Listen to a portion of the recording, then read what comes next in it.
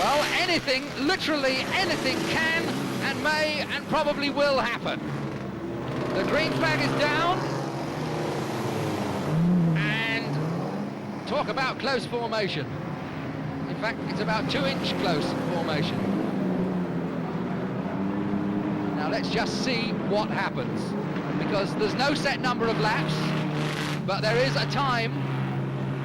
And trouble already for the 163.272 John Oldknow, Richard Hart combination, and the pair of them onto the speedway track.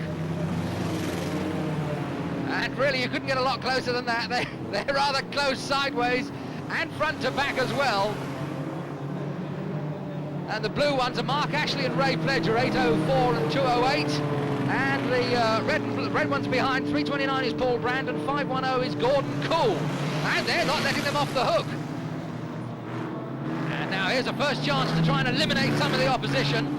20 and 125, Dick Dawkins, who of course is the world champion, has just got spun out. 125, Dick Dawkins with Roger Wilco. Those two spun out by Maurice Vincent and Terry Thomas. And they are going to have problems, of course, getting back in here, because if they don't pull exactly together, one is going to hold the other one back. And they've got themselves in a bit of a hole, but I think they're out. And they're out, and they're back in it.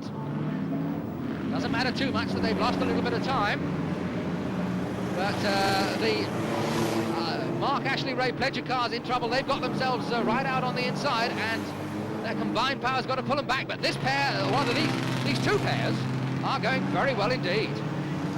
Now Dick Dawkins is back in it, but the yellow ones right behind them, that's 22 Maurice Vincent and 11 Terry Thomas, and they've dumped 125 and 20 yet again. So that's the second time they've been in trouble in almost as many laps. And our blue pair, Mark Ashley and Ray Pledger, are back in action. These two, of course, their ability to manoeuvre somewhat limited by these chains, and the chains are positioned on the front door pillars and through the rear window, and here's a bit of overtaking. Oh, beautiful cooperation from these two, 163 and 272, John Oldknow and Richard Hart, and they've really got it together. Wonderful coordination, because that's what you've got to have in this sort of racing. 11 and 22, Maurice Vincent, Terry Thomas, and coming up, and the blues are going, but they're rather slow, and here comes the overtaking manoeuvre on the inside, and those two are getting the hang of it now. And here comes trouble now as 163 and 272 come up behind Paul Brandon, Gordon Cool, behind Harry Dent and Ron Ward. In goes the big heave-ho, and no, the others have hung on. Oh, yes, they are, they're into the fence! And that's dumped them. Now, who's actually in the lead? It's anybody's guess. And the leading pair at the moment are 11 and 22. 11 and 22 are the leading pair. 11 and 22 are the leading pair. They're the yellow ones. They're in the lead at the moment. They've managed to complete one more lap. They're the two that are actually leading. And they're coming round to a bit of an obstruction, as you'll see in a moment. We've got the blue pair and the other red pair jammed one against the other, hard in the fence just there, trying to extricate themselves as the leaders go through. Now this pair trying to get themselves out. Oh, one month's ready to go before 56. But they're off now. They're off now, when they're both trying to go in exactly the same. No, I think the one on the inside has obviously got steering troubles, because he's decided to go in a different direction to the others. Meanwhile, these two come sweeping through. 163 and 272, and they're actually in third place. 510 and 329, the red ones with the black roof, they are in fact in the second place. And the leaders have got a bit of smoke there. They've got some problems, bodywork jammed on, but it's this yellow pair that are actually in the lead. And that pair there, the 510329 pair, they're in the second place at the moment. But there's, in fact, they've both now completed the same number of laps. And crunch as the blues hit the reds. 125 and number 20, Roger, well, they're out of the race now. Dick Dawkins and Roger Wilco, they're out completely. But look at this pair, they really are going well. A little bit of steam from the inside car. But apart from that, the chain's still holding, although I think the outside car seems to have got a puncture on the like the front offside, but it's a job to tell. They're sailing past the two blue ones. And, I think we're about halfway through the time.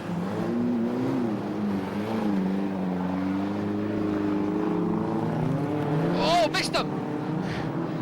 56 and his partner have got a few problems on steering, I think, and they just couldn't quite manage to get enough speed to hit those other two as they went sailing past. Well, this is the point. When you get into that sort of stage, you know that you're so many laps behind, you really can't catch the others. But they, of course, have got to keep chalking the laps up like that pair there were doing, and indeed 11 and 22, who are still the leaders. The yellow pair there, still the leaders. So all they can do is to cause trouble, which is exactly what they're trying to do now. Force them out onto the speedway track. And here come the pair who are in third place. They're coming in to cause trouble as well. But those two, 11 and 22, really have got a good turn of speed, but not quite good enough. 510 and 329, they're in second place. Disengage from the fray with 56 and 111 and rejoin.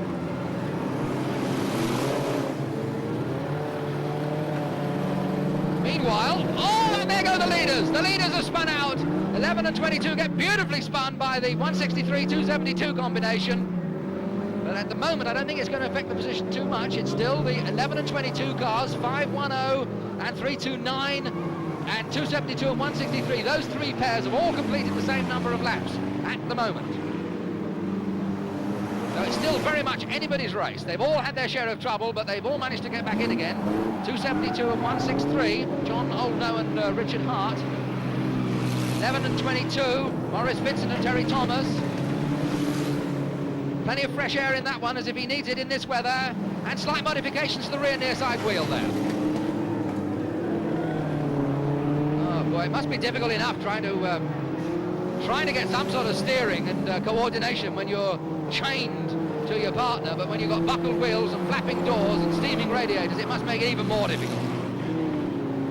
Oh, a little bit of aggro for 329 and 510 from this other pair that really have gone very well. 272, the white one, driven by Richard Hart. And they're right across the track now. Are the others going to find room to get through, or are they just going to pile straight in? No, they're all in. 272 manages to escape, and it seems that we got some tyre problems or something really slowing that other pair down now. But 11 and 22 are still in the lead.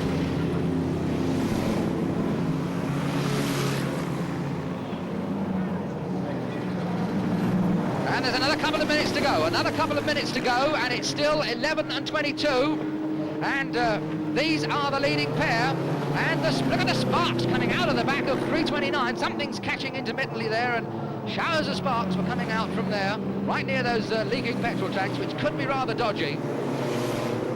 But it's still the yellow pair, 11 and 22, that are actually in the lead, and it's anybody's guess. This pair here, 11 is Terry Thomas, 22 is Maurice Vincent, and this pair have really got it very, very well indeed.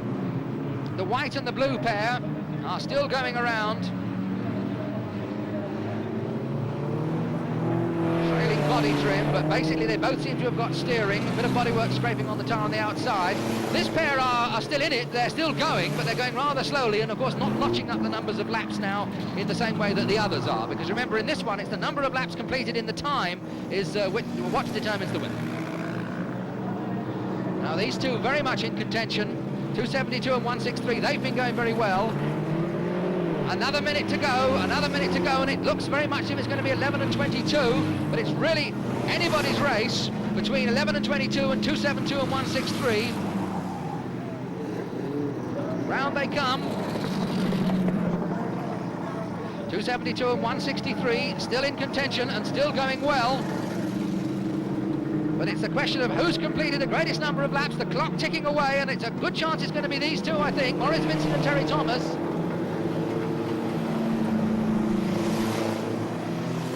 These two obviously are chasing for second place, 272 and 163. But there go the leading pair as the time runs out.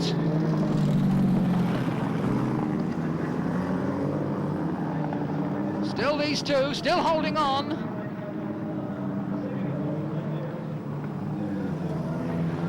don't think if they just get round one more lap should probably do it. Those two battling as hard as they can go to try and catch up and make up the ground. 11 and 22 getting held up by those two slower ones, and in fact, of course, that's the name of the game. But in fact, they've got spun out. Now, can they straighten themselves up and keep going? Yes, they can. They're keeping going. Now there's a front wing flapping in the breeze, and as they go over the line, they've completed the greatest number of laps in the time. So a fine win for Maurice Vincent in car number 22 and Terry Thomas in car number 11. They are the winning pair. And that's going to be the second pair. 163 driven by John Oldknow and 272 Richard Hart. They, I'm sure, are going to take the second place.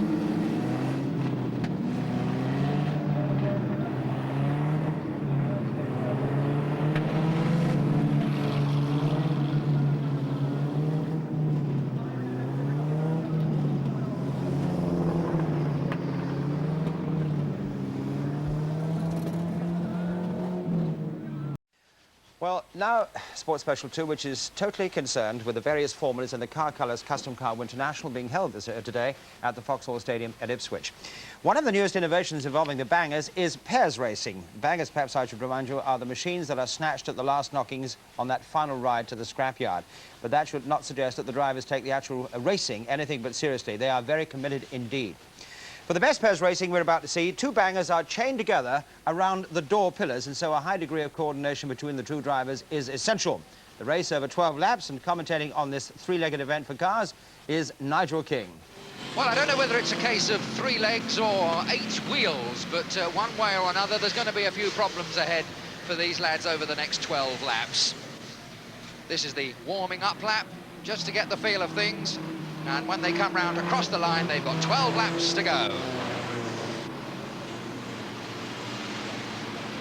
And we've got problems already, as you can see. A beautiful pirouette from that pair on the inside. And right onto the speedway track. And of course, that speedway track on the inside is rather wet shale, and they're going to find the going, once they get stuck on that inside, they're going to find it a little bit difficult. And look at the jam ahead there as they go down to that bend.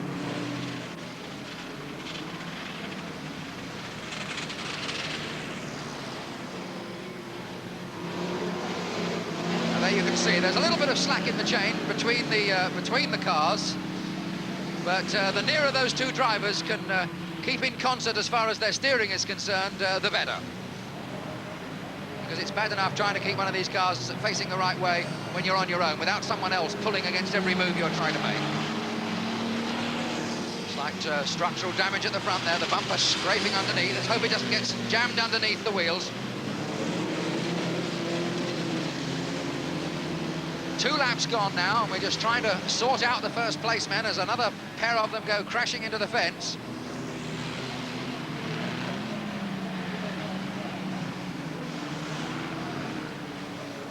We'll sort out some leaders for you in a moment. It takes a lap or two for them to settle down.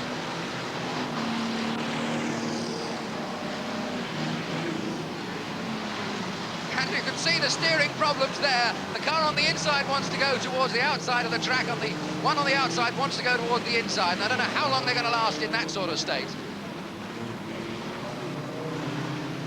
Well, the leading pair, we'll try and find them for you in a moment, amidst all this lot as they come right in underneath our commentary position here, and the whole commentary box shakes as they bounce off the fence. It's car number 87 is the, and just coming through now, 87 and 26. Those are the leaders. That's the leading pair, or that was the leading pair a moment or two ago, and yes, they're still there with 5 laps gone.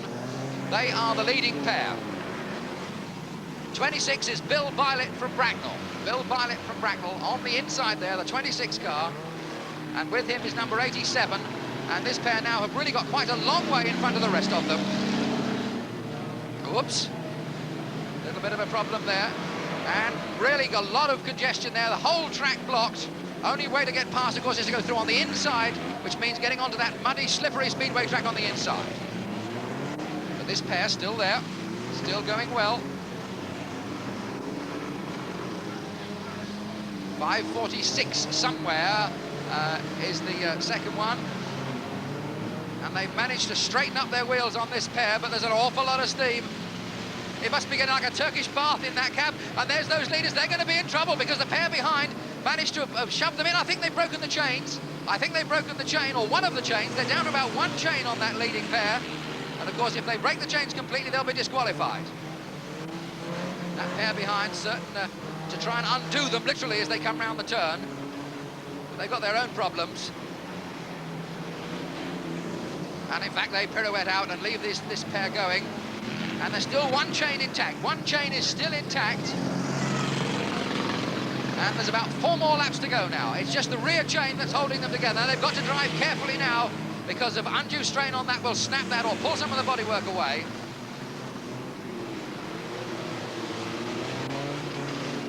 Now those two there are back markers. These ones here are back markers, and coming round behind them are the leaders. And the leaders have got to get past these two. Now, how are they going to manage to do this? Because as they try to go by, the others are sure to try and hook them out if they possibly can, because that's about the only chance these other cars have got now. They're so far behind. Of course, one solution is to try and get rid of those in front. Now, the inside. And they're turning right across in front of them, and that's it. They're blocked. Are they going to bounce out? They scrape away. I think those two must have been practicing, but now the chains are stretched to the limit. And it holds. It holds. Well, really, I think that was going to hold that time, because those two cars were virtually going in opposite directions. And it only wants a sharp jerk, and that chain is going to twang. And everything they fought for so far will go. And the other two back across and just catch him, and he's over. And the chain has gone now, and the chain has gone. Well, now we've got to try and find out who's going to be the leader now. It was the pair with 546 in it, was in second place. If we can find 546, we'll do in a moment, but that pair are going to be out. And 546 are just coming through. There they are. 546 and 510. 510 is Gordon Cool from Brighton. 546 and 510. And that other pair are determined to try and stop them, but they're on the last lap now, so time is running out. They've got a clear run at the moment. They've shaken off that other opposition, and they're still well and truly chained. Oops, careful. Getting a little excited, coming round that final turn with the checkered flag at the ready. And they're going to have to fight every inch of the way. Kev Ridpath in 546 and 510, driven by Gordon Cool from Brighton, are literally the banger best pair. Undoubtedly, the turning point in this one was when they were down, of course, to just the one chain holding them together. They got round the bend clear, but then they had to run the gauntlet of other cars as they came down the back straight. And there was a pair of cars just sitting there waiting for them and waiting for the chance. And here it came. And of course, they just arrived at the right moment to clip the back end of the inside car, which of course was too much. He bounced off his partner, the pair of them spin, the chain parts, and that's the end of the race, I'm afraid, for that pair. Well, I thought it was going to be thrilling